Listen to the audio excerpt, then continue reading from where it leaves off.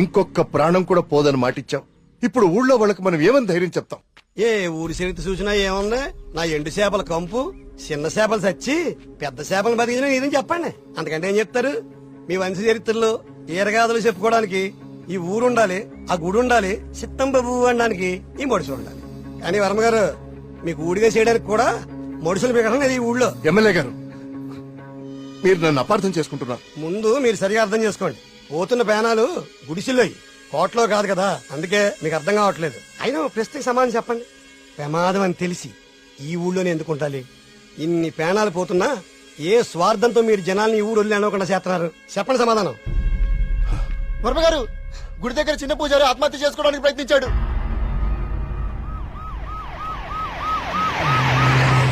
దేవుడికి ఇష్టం లేని అభిషేకం జరిగింది. ఊరంతా వలకాడ అయిపోతుంది. పదండ్రా, ఈ ఊరు వదిలి వెళ్ళిపోదాం. అయ్యో వర్మ గారు, వెళ్తామంటే పదండ్రా. ఇక్కడ ఎందుకురా? పూజారికి న్యాయం జరగలేదు. పదండి, పదండ్రా. ఇదంతా ఎవరు చేస్తున్నారో నాకు తెలుసు. ఏమంటున్నావు కార్తీక్? అవును సార్, తెలిసిపోయింది. ఏంటి? నేను 10 రోజులు గడువు అడిగాను. ఇంకా ఒక్కరోజు మిగిలింది.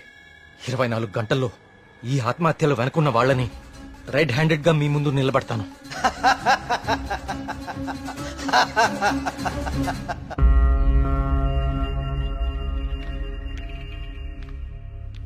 కార్తీక్ అడిగిన ఒక్కరోజు గడువు గురించి ఎమ్మెల్యే గారితో ఫోన్లో మాట్లాడారు. ఇంకే ఒక్క ప్రాణ నష్టం జరిగినా మనమంతా ఈ ఊరు ఖాళీ చేయాల్సి వస్తుందని ఆయన చెప్పేశారు.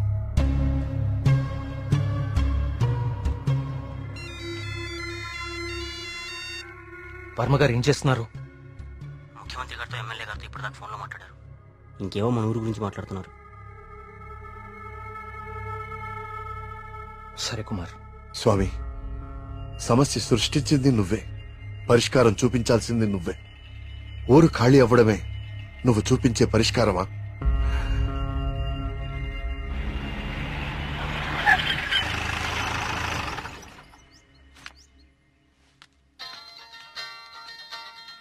హలో ప్రియా, నువ్వు అసలు గుడికి ఎందుకు వెళ్ళావు?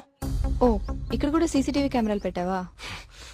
ముందు ఇంటికెళ్ళు. ఇంట్లో ఒక్కదాన్నే ఉండాలంటే భయంగా ఉంది కార్తిక్. కొంచెం ధైర్యంగా ఉంటుందని గుడికొచ్చాను. ఏమిటో ఇన్ని సంవత్సరాల్లో మొట్టమొదటిసారిగా దేవుడికి నైవేద్యం పెట్టలేదు. అంతా కలికాలం. కాల్ చేస్తాను. తీర్థం తీసుకో.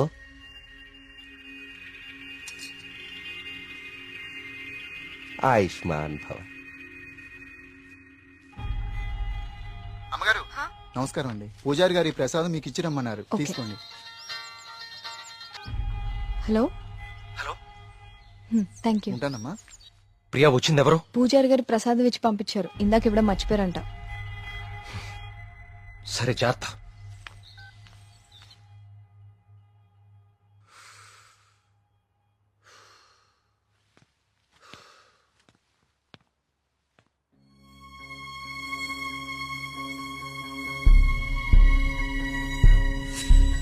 ఏమిటో ఇన్ని సంవత్సరాల్లో మొట్టమొదటిసారిగా దేవుడికి నైవేద్యం పెట్టలేదు. పూజారి గారు ప్రసాదం ఇచ్చి పంపించారు. ఇందాక ఇవ్వడం మర్చిపోయారంట. అయితే ప్రసాదం ఎక్కడిది?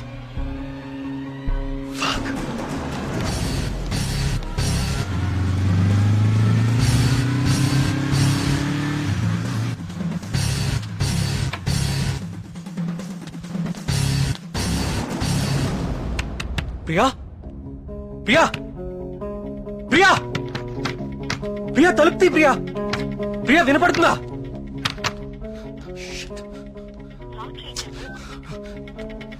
ప్రియా, ప్రియా,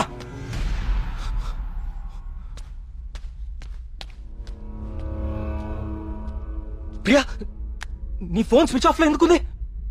తలుపు కొడుతుంటే తీయట్లేదేంటి? Priya, what happened?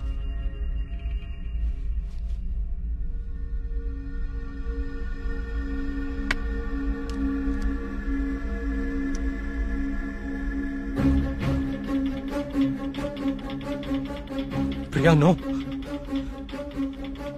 ప్రియా, ఏం రాస్తున్నావు అక్కడ? ప్రియా, ప్రియా, చూడు ఇక్కడ. ప్రియా, చూడు ఇక్కడ. Please look at me Priya. Priya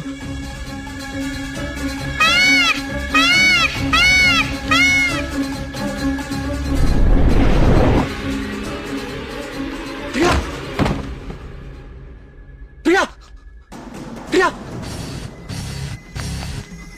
Priya Priya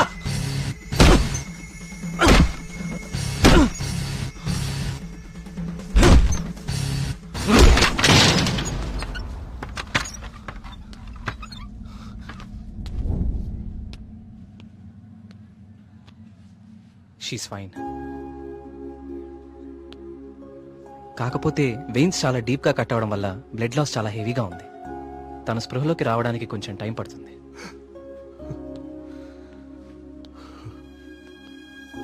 Karthik, ఒకసారి రండి.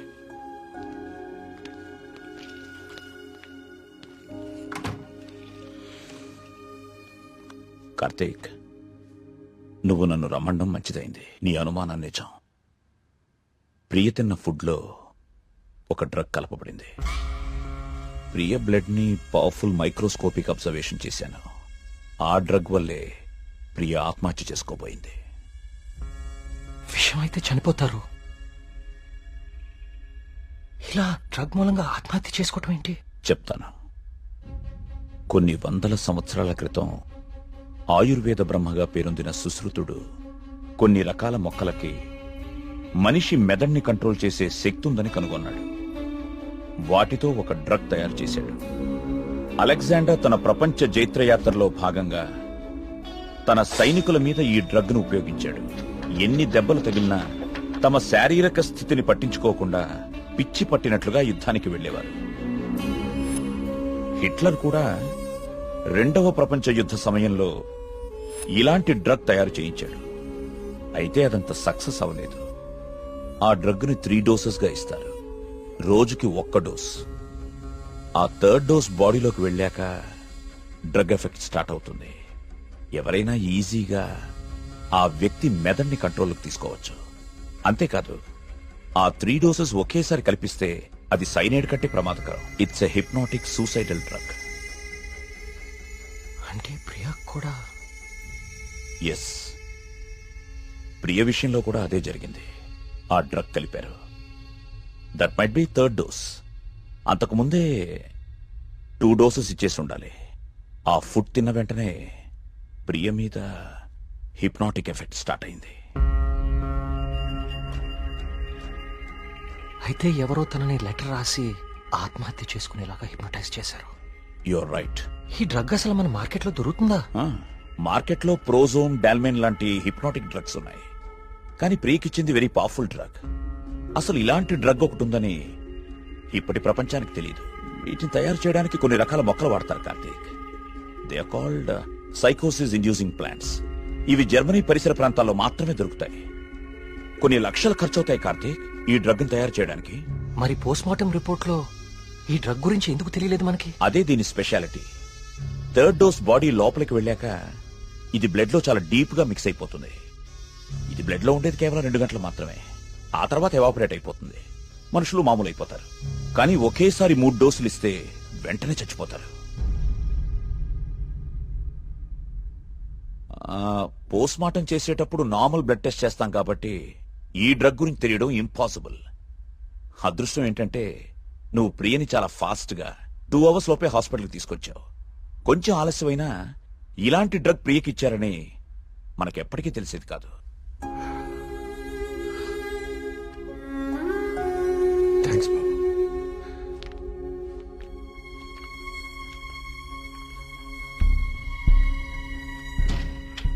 అయితే అన్ని ఆత్మహత్యలకి కారణం ఆ డ్రగ్. సుబ్రహ్మణ్యపురం లాంటి చిన్న ఊరు మీద ఇన్ని లక్షలు ఖర్చు పెట్టి ఎందుకు ఈ డ్రగ్ ఉపయోగించారు? దేవుడి పేరు వాడుకుని జనాలను ఎందుకు చంపారు?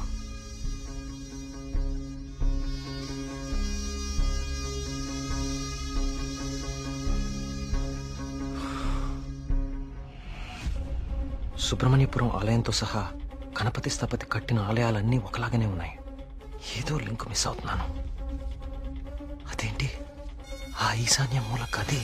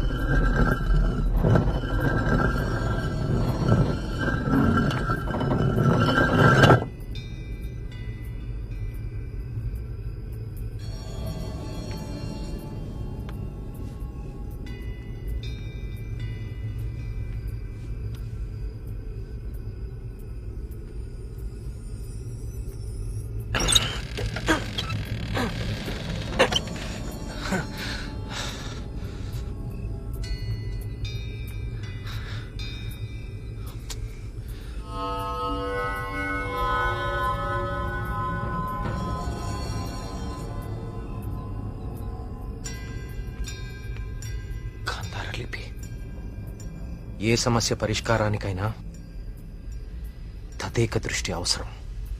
తదేక దృష్టితో చూడు, పరిష్కార మార్గాలు తెరుచుకుంటాయి.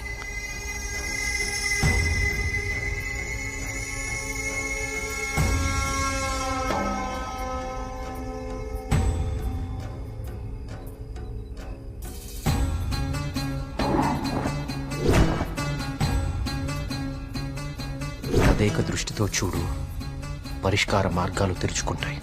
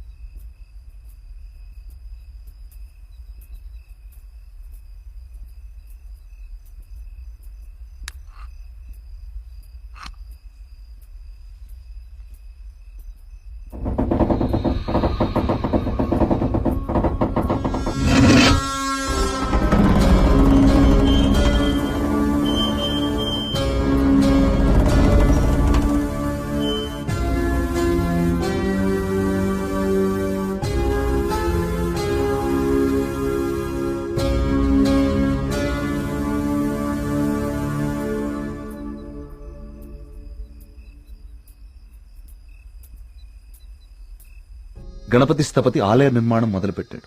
స్వామి విగ్రహం అతన్నెందుకో బాగా ఆకర్షించింది. రహస్యంగా ఆ విగ్రహాన్ని పరీక్షించడం మొదలుపెట్టాడు. ఆశ్చర్యపోయాడు. కార్తీక పౌర్ణమి రోజున కొన్ని ఘడియల సేపు స్వామి విగ్రహానికి ఒక వింత శక్తి వస్తుంది.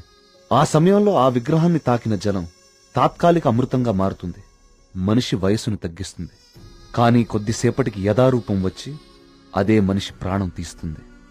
అదే ఆ విగ్రహాన్ని కొన్ని రసాయన ద్రవాలతో లేపనం చేసి తిరిగి అభిషేకం చేస్తే ఆ జలం ఈసారి శాశ్వత అమృతంగా మారుతుంది. ఇదంతా కేవలం కార్తీక పౌర్ణమి రోజున మాత్రమే జరుగుతుంది. స్వామి విగ్రహానికి దాని కింద అంతర్భాగంగా ఉన్న శిలకు ఈ శక్తి ఉందని ఆయన కనుగొన్నారు.